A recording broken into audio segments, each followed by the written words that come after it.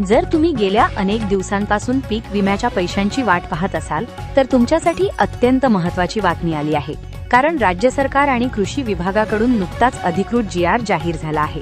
मंत्रालयातून आलेल्या थेट माहितीनुसार येत्या 1 ऑगस्टला सर्व पात्र शेतकऱ्यांच्या खात्यावर पीक विम्याची रक्कम ही थेट DBT द्वारे जमा करण्याचा आदेश जाहीर झाला आहे। सरकारने तब्बल 7,200 कोटी रुपयांचा निधी मंजूर केला असून महाराष्ट्रातील 12 जिल्ह्यांचे विशेष विभाजन करण्यात आले आहे।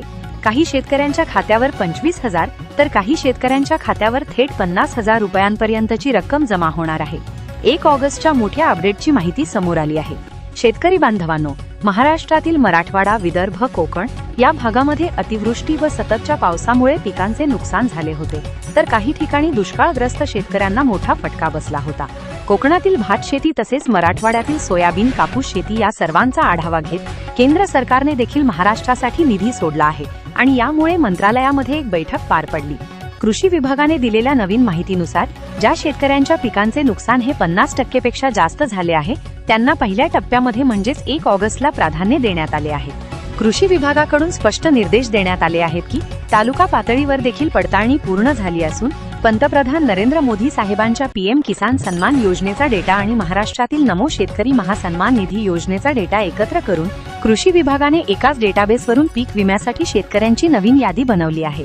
शेतकरी बांधवांनो, ज्या जिल्ह्यांमध्ये 50 ते 70% पेक्षा जास्त पिकांचे नुकसान झाले होते अशा 12 जिल्ह्यांची विशेष निवड ही पहिल्या टप्प्यासाठी करण्यात आली आहे।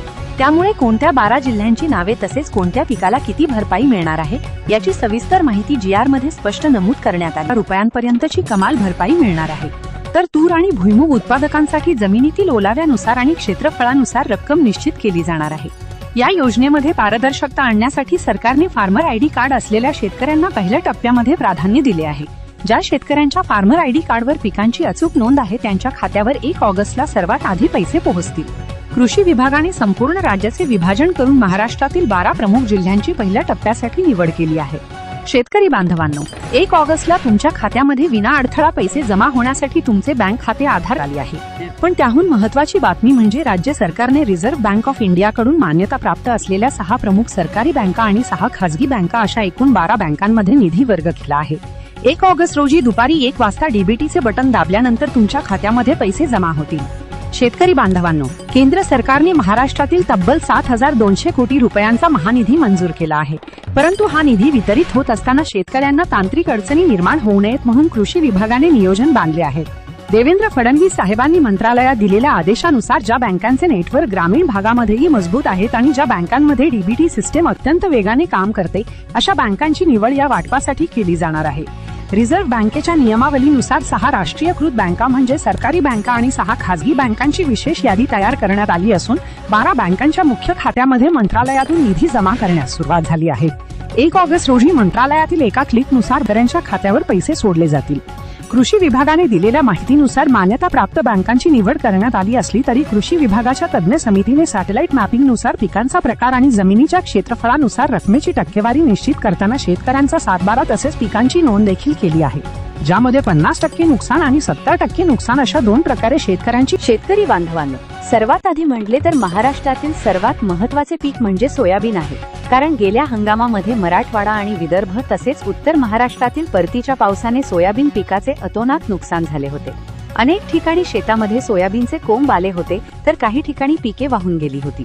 कृषी विभागाच्या सॅटेलाइट मॅपिंगनुसार ज्या शेतकऱ्यांच्या सोयाबीनचे 50% पेक्षा जास्त नुकसान झाले अशा शेतकऱ्यांना पहिल्या टप्प्यामध्ये हेक्टरी 25,000 रुपये ते 50,000 रुपयांपर्यंतची भरपाई देण्याचा निर्णय घेण्यात आला।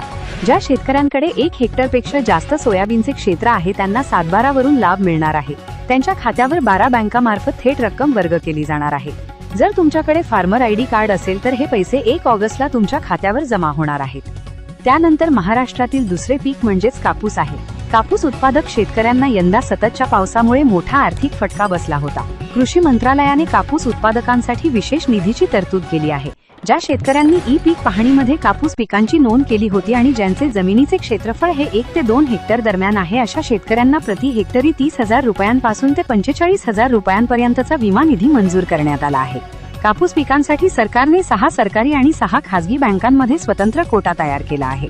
सोयाबीन आणि कापूस यांचा नंतर सर्वात जास्त पीक घेतले जाते ते तूर आणि भुईमूग। शेतकरी बांधवांनो, तूर आणि भुईमूग पिकांचे नुकसान हे जमिनीतील ओलावा आणि काढणीच्या वेळी झालेल्या पावसावर अवलंबून असते. कृषी विभागाच्या डिजिटल सर्वेक्षणानुसार तूर उत्पादक शेतकऱ्यांना त्यांच्या पिकाच्या नुकसानीच्या तीव्रतेनुसार हेक्टरी 15,000 ते 25,000 रुपयांपर्यंतची मदत दिली जाणार आहे. तर भुईमूग उत्पादकांसाठी जमिनीच्या आकारमानानुसार 10,000 ते 20,000 रुपयांपर्यंतची रक्कम निश्चित करण्यात आली आहे. शेतकरी बांधवांनो, आता तुमच्याकडे जर फार्मर आयडी कार्ड असेल तर पिकाच्या प्रकारानुसार आणि जमिनीच्या क्षेत्रफळानुसार तुमच्या खात्यावर 1 ऑगस्टला पीक विम्याची रक्कम वितरित केली जाणार आहे.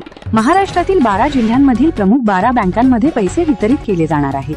त्यामुळे 12 बँकांची नावे जाणून घेऊया. शेतकरी बांधवांनो, 1 ऑगस्ट रोजी होणाऱ्या पीक विमा वाटपासाठी कृषी विभागाने 6 सरकारी बँकांची निवड केली आहे. त्यामध्ये पहिल्या क्रमांकावर स्टेट बँक ऑफ इंडिया आहे. राज्याच्या कृषी विभागाने दिलेल्या माहितीनुसार 1 ऑगस्ट रोजी दुपारी 1 वाजता सर्वात पहिल्यांदा SBI बँकेमध्ये पैसे जमा होतील. दुसऱ्या क्रमांकावर बँक ऑफ महाराष्ट्र आहे, जी महाराष्ट्रातील शेतकऱ्यांची सर्वात मोठी बँक मानली जाते. SBI नंतर या बँकेमध्ये पैसे सोडले जाणार आहे. याशिवाय Punjab national bank, bank of Baroda, central bank, Canara bank या उर्वरित बँकांमध्ये 1 ऑगस्टला निधी वर्ग केला जाईल. सरकारी बँकांसोबतच राज्य सरकारने रिझर्व्ह बँक ऑफ इंडियाच्या मान्यतेनुसार 6 खासगी बँकांची सुद्धा निवड केली आहे. खासगी बँकांमधील ICICI बँकेमध्ये सर्वात जास्त शेतकऱ्यांची खाती आहेत. त्यामुळे पीक विम्याची रक्कम ही ICICI बँकेमध्ये देखील सोडली जाणार आहे. HDFC bank, axis bank, IDFC bank तसेच सर्वात महत्त्वाची म्हणजेच कोटक महिंद्रा आणि इंडियन बँकेमध्ये देखील सर्व्हर ऍक्टिव्ह असतात. त्यामुळे खासगी बँकांच्या सर्व्हर जलदगतीने काम करत असल्यामुळे अशा खासगी बँकांमध्ये देखील सरकार पीक विमा रक्कम वितरण करणार आहे. 6 सरकारी आणि 6 खासगी बँकांमध्ये विशेष अटीनुसार निधी वर्ग करण्यात येणार आहे. NPCI मॅपिंग देखील अनिवार्य आहे. त्यामुळे महाराष्ट्रातील शेतकऱ्यांना तांत्रिक अडचणीशिवाय पैशाचा लाभ मिळणार आहे. DBT द्वारे हे वितरण पार पडणार आहे.